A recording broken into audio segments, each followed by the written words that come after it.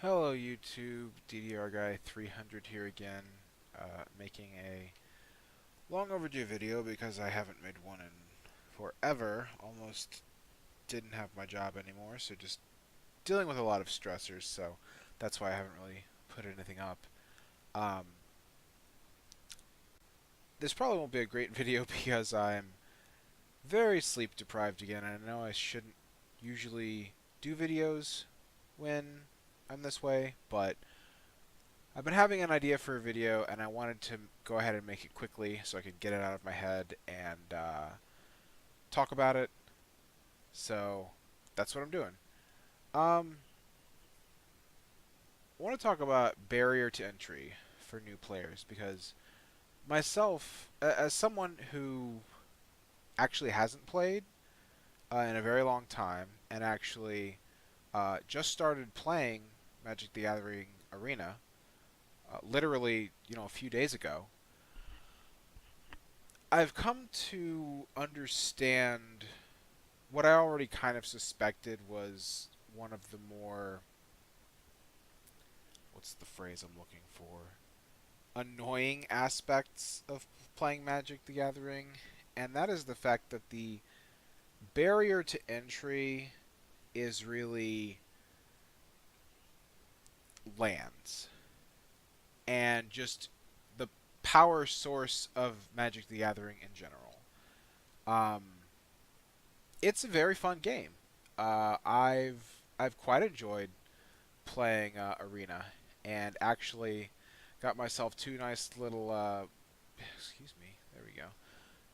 My first mythic on one of my packs, and I love this system. It's a very good free to play system. You can have a lot of fun and not pay a cent. It's very enjoyable. And my first mythic out of War of the Spark is actually Nicol Bolas here.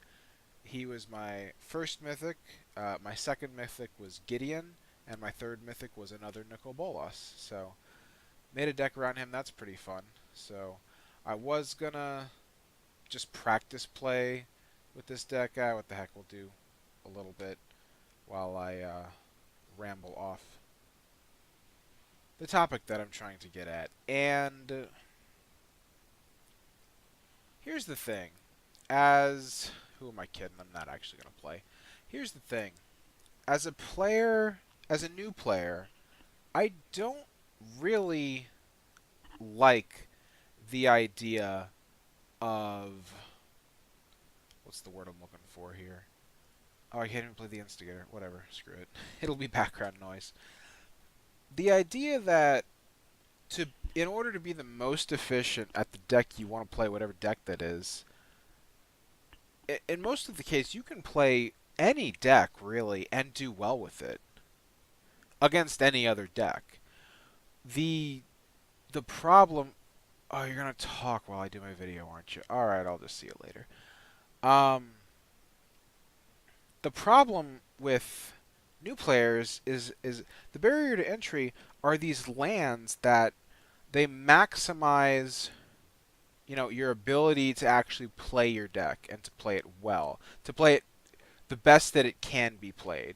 And that's why I had this little video by MTG Lion up that was talking about the Horizon Canopy lands that are coming out for the Modern Horizons set. How they made Horizon Canopy for the different guilds now. I'm not sure. These might be the only five. Maybe the other ones are there too. Who knows? But these are just the ones I happen to have on my screen right now. And I had this idea that once I kind of thought about it, I realized it's probably not going to happen. But I had this idea of Wizards coming out with a product that was not reprints of, shock lands and fetch lands and cycle land. Not that cycle lands are that much, I don't think. Maybe they are, who knows. Um, but, not that they're direct reprints of all of the good lands that are $10 to $100. Um, and I like the idea of printing something like that. And here's what I mean by not the exact same thing. Take, for example, this here, the let's say we got the nurturing peatland here. Let's say Wizards released this product that was just, one of each of every decent land. One of each of every desired land from whatever set up, for modern up to this point, let's say, or standard, whatever. I'm not sure which is which, but let's say standard. Um, and they released one of each.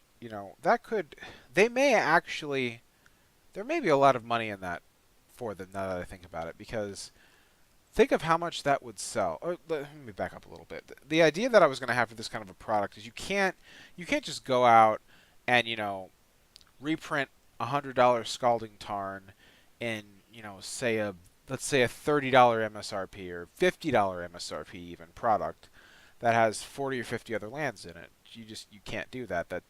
That's not good for continuing to sell boxes that you're trying to sell. Then again, once they've circulated out of print, Wizards might not necessarily care at that point.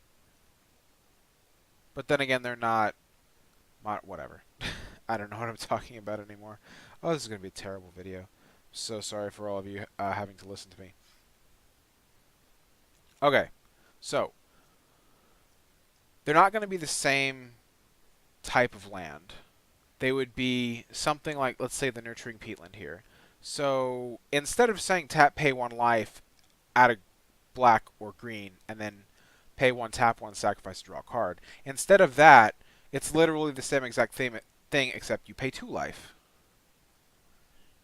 For shock lands, coming into play tap unless you pay 2 life.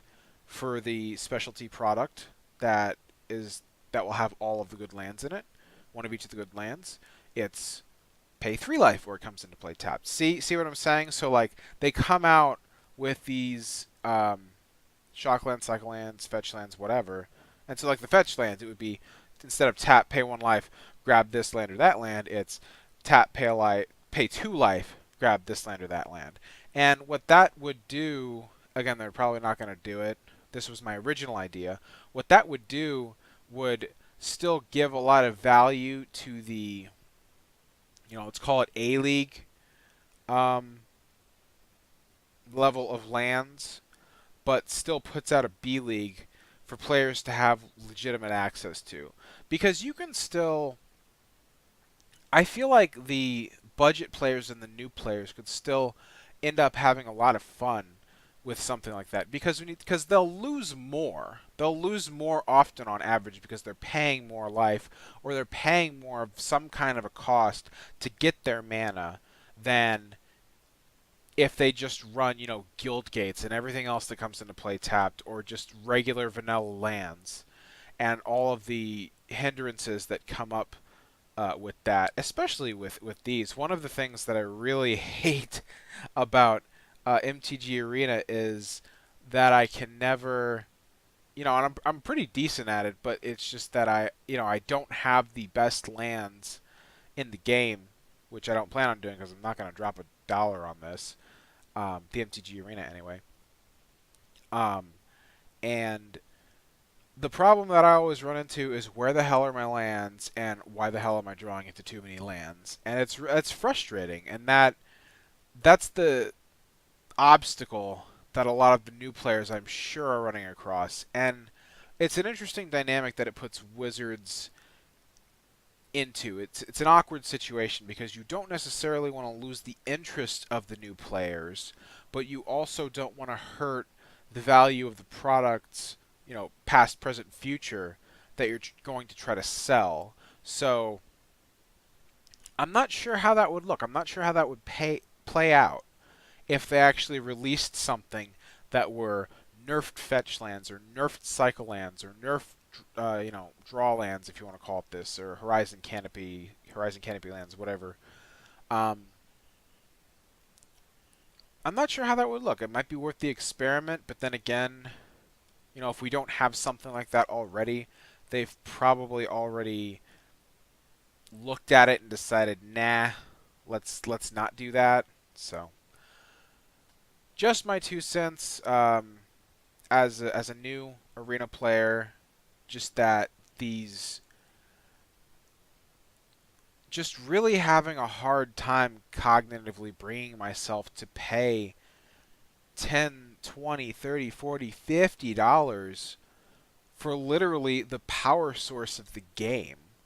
Like I can lay down $20 and get a Nicol Bolas Dragon God, but if I want to be able to play him efficiently, I need to lay down at least $200 in lands probably, just to get a good skeleton for the deck. So I feel like that's what a lot of new players would struggle with. Struggle? Wow, I need to go to sleep.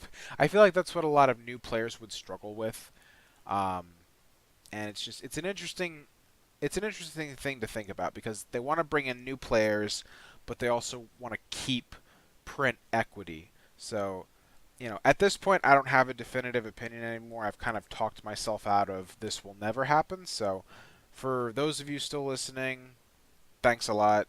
You guys are awesome.